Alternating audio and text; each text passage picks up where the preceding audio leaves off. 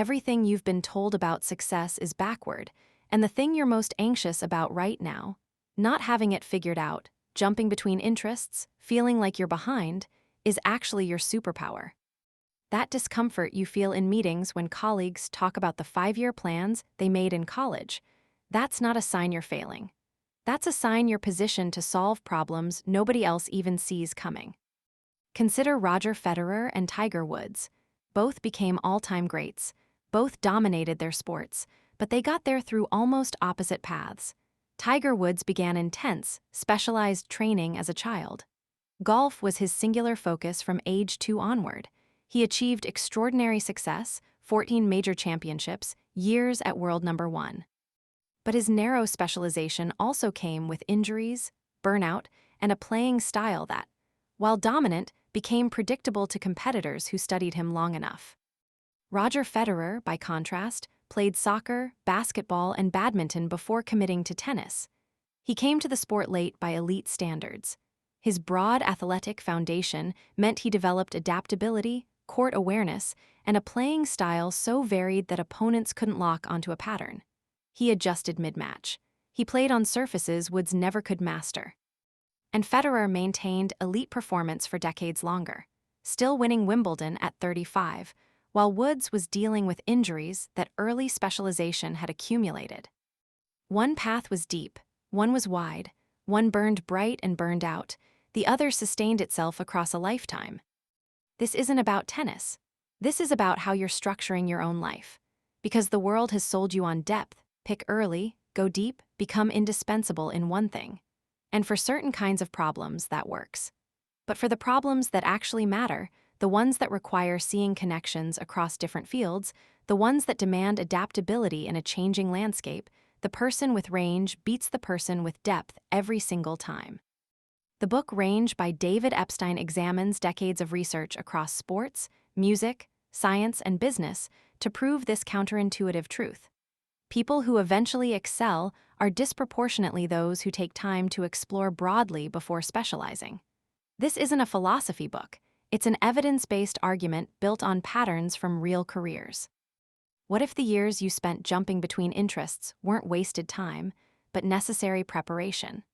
What if the discomfort you feel about not specializing earlier is actually the feeling of building a wider foundation than your peers? What if the problems that specialists have been stuck on for years are waiting for someone with exactly your particular mix of unrelated experience to crack them? And what if quitting one path, not out of weakness, but because it wasn't a match, is smarter than grinding forward on the wrong direction? In the next 30 minutes, you'll walk away with a complete framework for understanding when to explore and when to commit, how to use your range as a distinct competitive advantage, and exactly how to recognize when you're in the right place even if nobody else told you to be there. By the end, that anxiety about being behind won't disappear, it'll transform into something far more useful: permission. You're sitting in a meeting, surrounded by colleagues who seem to know exactly what they're doing. They're discussing their career paths and how they've been working towards their current roles since they were in college. You, on the other hand, feel like you're still trying to figure out what you want to do with your life. You've jumped from one interest to another, never quite feeling like you've found your niche. As you listen to your colleagues, you can't help but feel a twinge of anxiety. Are you behind? Should you have specialized in something by now? This feeling of being behind is common, especially in today's fast-paced world where it seems like everyone has their life together.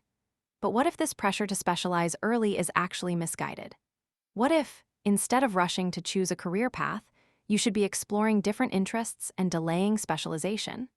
This idea challenges the conventional wisdom that early, intense specialization is the only route to expertise.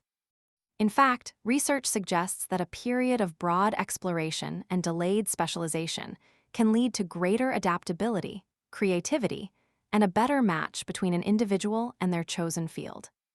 Let's look at some examples of people who have benefited from this approach. Roger Federer, for instance, didn't start out as a tennis prodigy. He played multiple sports before committing to tennis, and this broad range of experience ultimately helped him become one of the greatest tennis players of all time. His ability to adapt to different playing styles and surfaces was likely influenced by his experience playing other sports, such as basketball and soccer. Additionally, his well-rounded athletic background allowed him to develop a strong work ethic and mental toughness, which served him well in his tennis career. On the other hand, Tiger Woods was intensely specialized in golf from a very young age, and while he achieved great success, his narrow focus may have limited his ability to adapt to changes in the sport. Woods' intense specialization also led to injuries and burnout, which affected his performance and overall well-being. In contrast, Federer's more balanced approach to sports allowed him to maintain a high level of performance while minimizing the risk of injury. Furthermore, Federer's experience in other sports also helped him develop a unique playing style that set him apart from other tennis players, and his ability to think on his feet allowed him to make quick adjustments during matches. This adaptability was key to his success, as he was able to adjust his strategy mid-match and outmaneuver his opponents. Frances Hesselbein, the former CEO of the Girl Scouts, took a nonlinear career path, embracing unexpected opportunities and diverse experiences throughout her life. This approach allowed her to develop a unique set of skills and perspectives that ultimately led to her success. Hesselbein's experience in the military, for example, taught her valuable leadership skills that she was able to apply to her role as CEO. Her work in the nonprofit sector also gave her a deep understanding of the importance of community and social responsibility, which informed her decisions as a leader. Furthermore, Hesselbein's willingness to take risks and try new things allowed her to stay ahead of the curve and drive innovation in her organization. She was also able to leverage her network and build strong relationships with people from different backgrounds, which helped her navigate complex challenges and find creative solutions. Additionally, Hesselbein's nonlinear career path allowed her to develop a sense of resilience and adaptability, as she was able to bounce back from setbacks and adjust to changing circumstances. This ability to adapt and thrive in uncertain environments was essential to her success as a leader, and it's a quality that can be developed through broad exploration and delayed specialization. Howard Scott Warshaw, a video game designer, had a successful career in the industry, but he also experienced failure and setbacks. However, his breadth of experience and willingness to experiment ultimately led him to a fulfilling career as a psychotherapist. Warshaw's experience in the video game industry taught him valuable skills such as problem-solving and creativity, which he was able to apply to his work as a therapist. His ability to think outside the box and approach problems from unique angles also allowed him to develop innovative solutions to complex mental health issues. Moreover, Warshaw's experience in the video game industry gave him a unique perspective on human behavior and motivation, which he was able to apply to his work as a therapist. He was also able to use his knowledge of game design to create engaging and interactive therapy exercises, which helped his clients stay motivated and invested in the therapeutic process. This ability to combine seemingly unrelated fields and create something new and innovative is a key benefit of broad exploration and delayed specialization. These examples illustrate the power of exploration and delayed specialization. By trying out different interests and gaining a broad range of experiences, you can develop a unique set of skills and perspectives that will serve you well in the long run. This approach can also help you avoid the pitfalls of early specialization, such as burnout and stagnation. When you're not locked into a specific career path, you're free to explore and discover new passions and interests. You're also more likely to develop a sense of purpose and meaning, as you're not limited to a single narrow field. Additionally, you'll be better equipped to handle unexpected challenges and setbacks, as you've developed a broad range of skills and perspectives that allow you to approach problems from multiple angles. For instance, you may be able to apply the skills you learned in a hobby or side project to a problem you're facing in your main career. Or you may be able to use your experience in one industry to inform your decisions in another. So, what stops being a problem once you internalize this learning? For one, the pressure to have it all figured out disappears. You no longer feel like you're behind or that you've made a mistake by not specializing early. You're also more open to new experiences and opportunities, and you're more likely to take risks and try new things. This, in turn, can lead to a more fulfilling and impactful career, as you're not limited by a narrow set of skills or experiences. Additionally, You may find that you're better equipped to handle unexpected challenges and setbacks, as you've developed a broad range of skills and perspectives that allow you to approach problems from multiple angles. For instance, you may be able to apply the skills you learned in a hobby or side project to a problem you're facing in your main career. Or you may be able to use your experience in one industry to inform your decisions in another. You may also find that you're more effective in your personal relationships, as you're able to approach conversations and conflicts with a more nuanced and empathetic perspective. For example, you may be able to use your experience in mediation or conflict resolution to help resolve a dispute between friends or family members. Now, here's one thing you can do in the next 24 hours to put this learning into practice. Commit to exploring at least one new skill, hobby, or domain each year for the next 3 years. This could be anything from learning a new language to taking up a new sport. The key is to choose something that interests you and that you're willing to dedicate time to. By doing so, you'll be taking the first step towards developing a broad range of experiences and skills, and you'll be setting yourself up for long-term success. As you start to explore new areas, you'll notice that you're approaching problems and challenges with a fresh perspective, and you'll be surprised by the connections you make between seemingly unrelated fields and interests. You'll also find that you're more curious and open to learning, and that you're enjoying the process of discovery and exploration. The first time you try something new, you'll likely feel a sense of excitement and nervousness. But as you continue to explore and learn, you'll start to notice that you're becoming more confident and self-assured, and that you're developing a sense of purpose and direction that you may not have had before. So exploration is okay, even valuable. But here's what makes it powerful. Once you've built that range, the real magic happens when you use it to solve the problems that specialists can't crack. Your breadth isn't just a comfortable path, it's a distinct problem-solving superpower. 80% of problems are solved by looking outside of your current domain for solutions, rather than digging deeper into what you already know. You've probably experienced this before. You're stuck on a problem at work or in your personal life, and your first instinct is to dig deeper into what you already know, to try and find the answer within your current expertise. But the truth is, the solution often lies outside of your immediate expertise, waiting to be found by connecting seemingly unrelated ideas. This is a counterintuitive approach, but it's one that can be incredibly powerful. The concept of looking outside of your current domain for solutions is often referred to as outside-in or lateral thinking. It involves looking for analogies, patterns, and solutions in entirely different fields, and using them to break through seemingly intractable challenges. This approach can be incredibly effective, as it allows you to bring new perspectives and ideas to the table and to approach problems from a fresh angle. For example, Johannes Kepler, who was struggling to understand planetary motion, used analogies from light, heat, and magnetism to develop his groundbreaking laws. By looking outside of his current domain, Kepler was able to find a solution that had eluded him within his own field. Kepler's work was also influenced by his interactions with other prominent scientists of the time, such as Galileo Galilei, and his discoveries paved the way for major advances in the field of astronomy. Additionally, Kepler's use of outside-in thinking was not limited to his work on planetary motion, as he also applied similar principles to his studies of optics and mathematics. Let's take a closer look at a few examples of how this approach has been used in the past. Nicolas Appert, for instance, solved the complex problem of food preservation by drawing on his diverse experiences as a candy maker, vintner, chef, brewer, and pickle maker.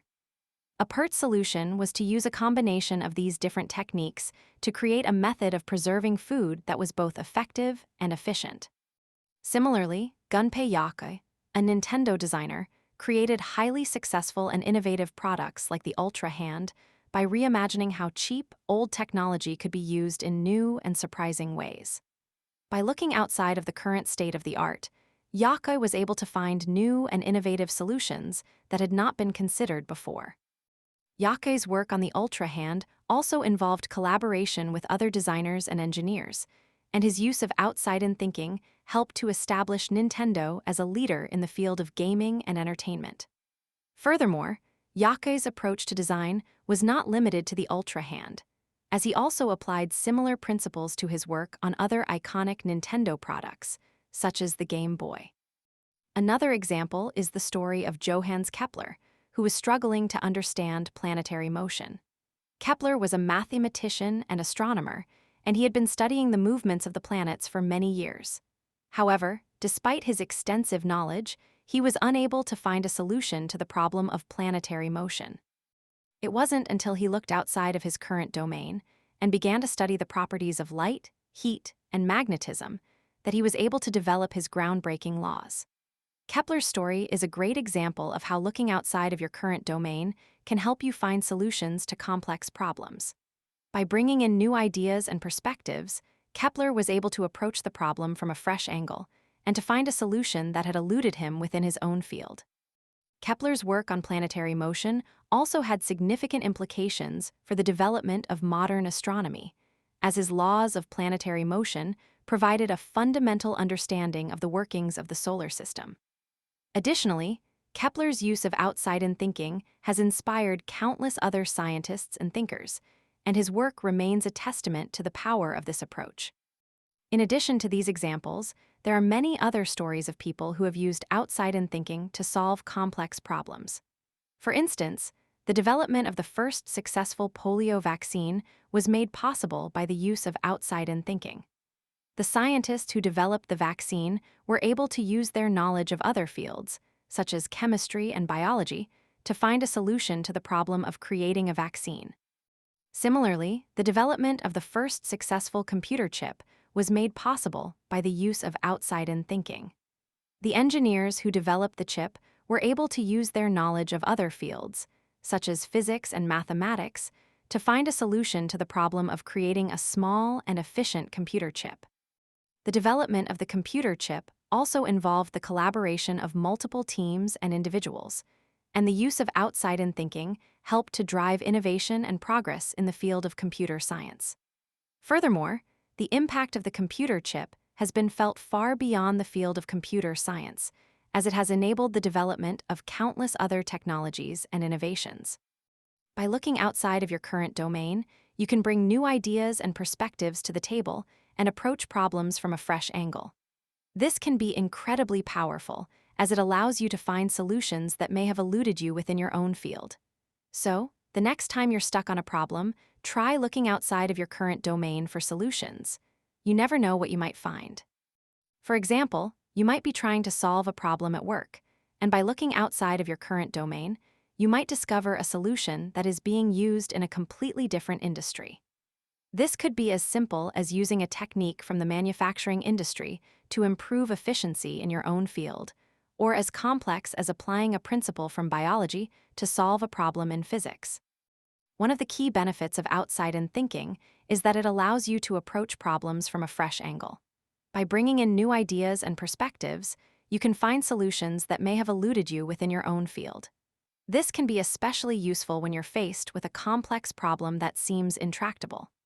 By looking outside of your current domain, you can find new and innovative solutions that can help you break through the problem. Additionally, outside-in thinking can also help you to identify new opportunities, such as recognizing the potential for a new product or service that combines elements from different fields.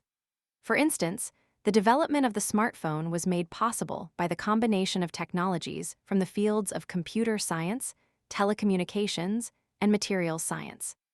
In addition to approaching problems from a fresh angle, outside-in thinking can also help you to identify new opportunities. By looking outside of your current domain, you can find new and innovative ways to solve problems and to create new products and services. This can be especially useful for businesses, which are always looking for new and innovative ways to solve problems and to create new products and services.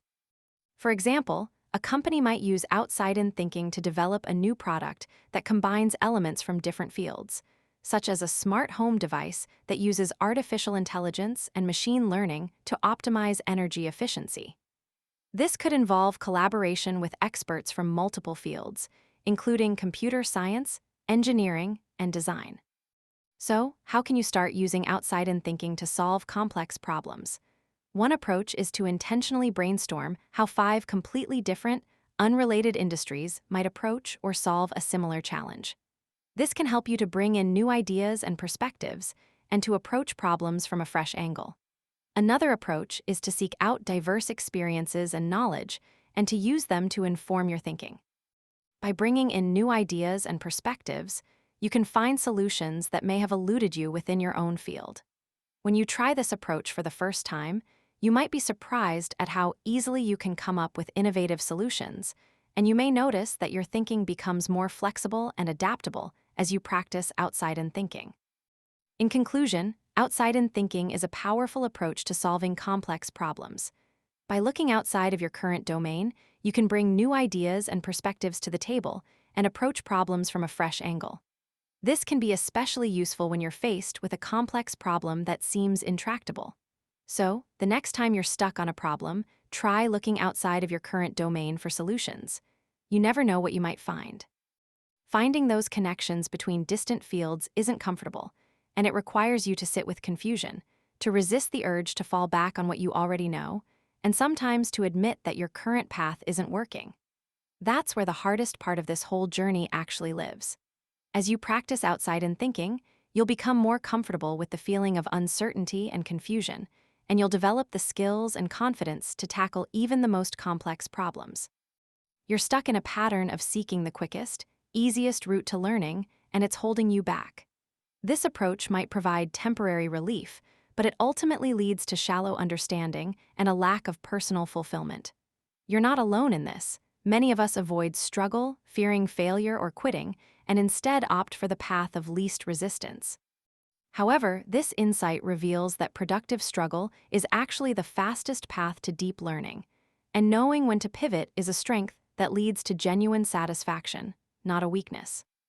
This concept is rooted in the idea that true understanding and finding your match quality don't come from easy, predefined paths or avoiding difficulty. Instead, deep learning requires grappling with confusion and tolerating uncertainty, while personal fulfillment often demands the courage to pivot or even quit paths that aren't a good fit. For instance, consider the student who seeks immediate rules and procedures to grasp abstract math concepts, rather than being allowed to struggle and make connections. This approach hinders deep understanding, as it doesn't allow the student to fully engage with the material. By embracing confusion and uncertainty, you can develop a more profound understanding of the subject matter. Additionally, this student may also miss out on the opportunity to develop problem-solving skills and critical thinking, which are essential for navigating complex real-world problems. Moreover, they may struggle to apply mathematical concepts to real-world problems and may feel frustrated and disconnected from the material, leading to a lack of motivation and interest in the subject. Furthermore, they may also miss out on the opportunity to develop a sense of curiosity and wonder, which is essential for driving lifelong learning and exploring new ideas. Let's explore a few examples that illustrate this point. Take the case of students who fail to grasp abstract math concepts because they seek immediate rules and procedures instead of being allowed to struggle and make connections. This highlights how avoiding confusion hinders deep understanding. For example, these students may struggle to apply mathematical concepts to real-world problems and may feel frustrated and disconnected from the material. Furthermore, they may also miss out on the opportunity to develop a sense of curiosity and wonder, which is essential for driving lifelong learning. They may also struggle to work collaboratively with their peers, as they are not able to think critically and approach problems from different angles. Another example is the young man who repeatedly failed in various careers despite intense grit, until he abandoned misaligned pursuits and discovered his passion for drawing. This illustrates that persistence in the wrong direction is counterproductive.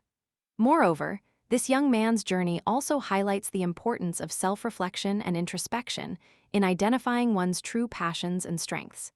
He had to confront his own biases and assumptions about what he thought he should be doing, and instead, follow his heart and explore his creative side.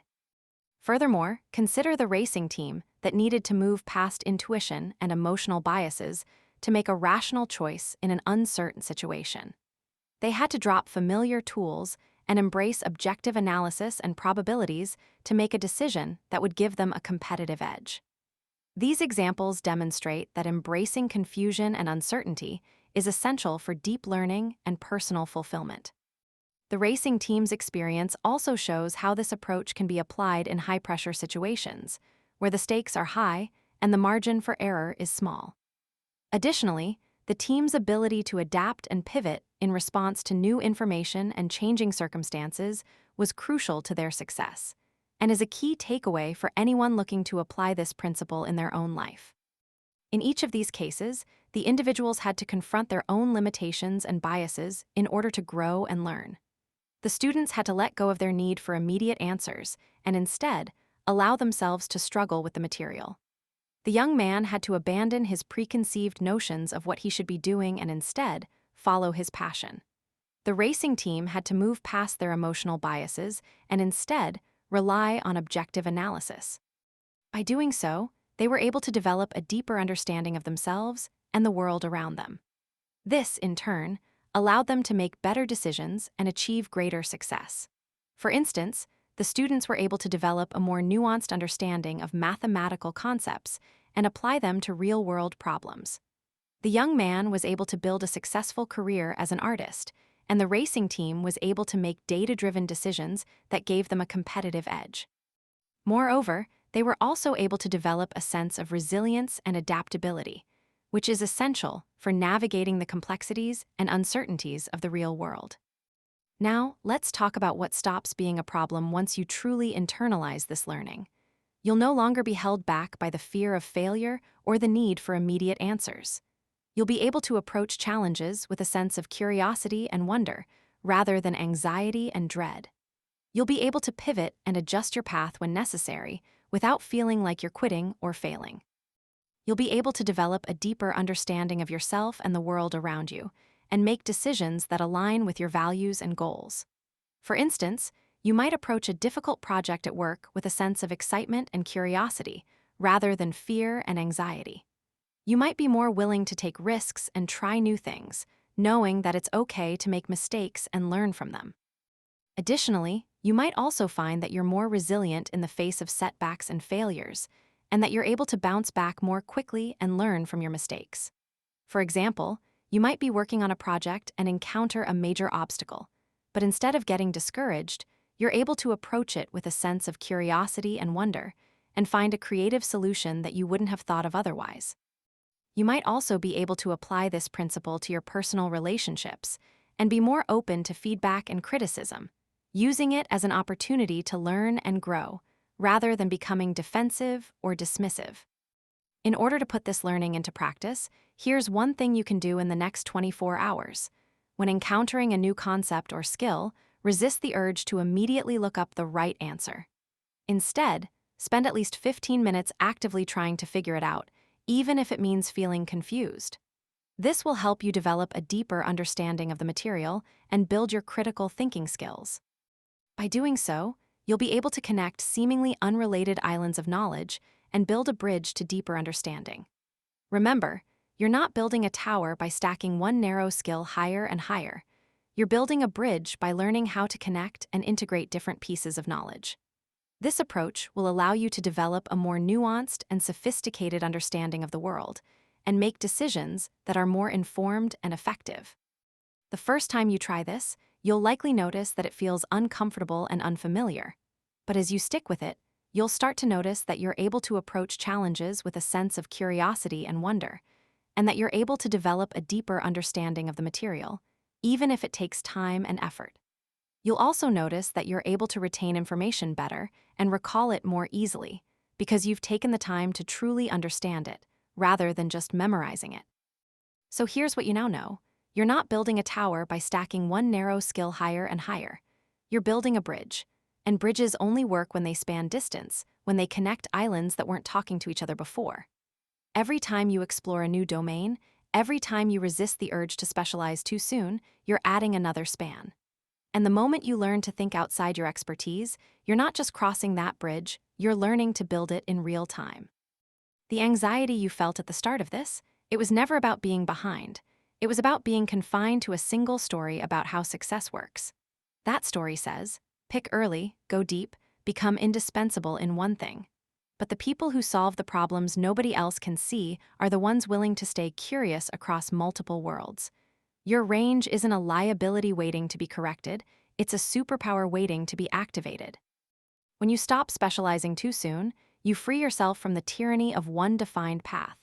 When you learn to think outside in, you gain access to solutions living in completely different industries, waiting for someone with your particular mix of experience to find them.